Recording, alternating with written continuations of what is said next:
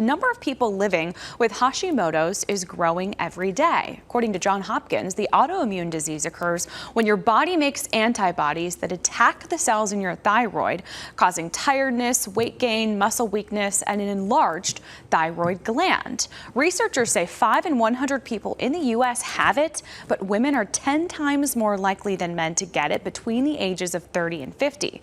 The disease is most common in countries with a wide access to saltier foods and other iodine-enriched foods.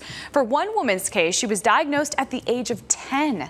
Now she is sharing her story and what she has learned as a dietitian to help others. Courtney is joining us now from Pennsylvania with her story that's touching so many people. Courtney, good morning. Thanks for joining us. Good morning. Thanks so much for having me. So you make videos on TikTok, from what I understand, letting people know about what this disease is. Why did you start putting that out to the public for just general consumption? So I've been a dietitian for about 5 years now, and I've struggled with it since I was about 10, like you had said. And a lot of these symptoms, the fatigue, joint pain, hair loss, and shedding, they kind of go unnoticed, and it's hard to get a diagnosis. And I did realize that a lot of my clients were experiencing these symptoms and weren't getting that diagnosis. And kind of once you become more aware of it, you can treat it with nutrition and obviously other lifestyle changes. So I just feel that it's so important to get tested and become aware of what you're experiencing. What is included in that testing? Is a test hard to get? Is it hard to determine that you actually are diagnosed with something like this? So typically your doctor will run a TSH level, which is that thyroid stimulating hormone, but it doesn't give us full insight into the total thyroid function. So I always have my clients ask their practitioner if they could run thyroid antibody testing, which, that would actually test the amount of antibodies that are attacking the thyroid and give more insight into Hashimoto's versus just hypothyroidism or no thyroid condition at all. We know food can really be treated as medicine, and eating the right way can change our health around.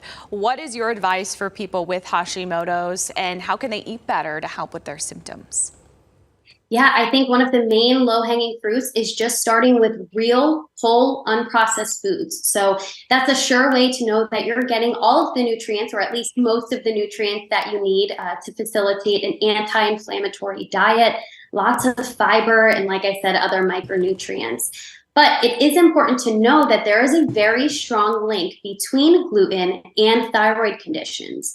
So even those without celiac disease, which is an autoimmune condition for gluten, it's called non-celiac gluten sensitivity, which means even those with thyroid conditions remove gluten and their numbers improve and their symptoms improve as well.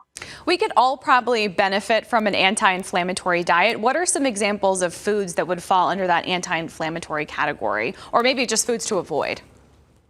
Yeah, so like I said, just real unprocessed foods, shopping the perimeter of the grocery store, going for those foods that don't even come in packages, like I said, is a sure way to know that they're anti-inflammatory and really nutrient dense. On the other hand, the pro-inflammatory foods are going to be your hydrogenated oils, partially hydrogenated oils, and trans fats. Some seed oils like vegetable oil and soybean oil can be really pro-inflammatory, and sugar, especially in the form of high fructose corn syrup, is very pro-inflammatory. So Courtney, if people are watching this and they want to learn more from you, where can they find you on social media? Yes, on TikTok or Instagram, I am Dietitian with Twins, so definitely follow along for a lot of good recipes and tips like this. Courtney, thank you so much. Have a happy holiday season. Thank you, you too.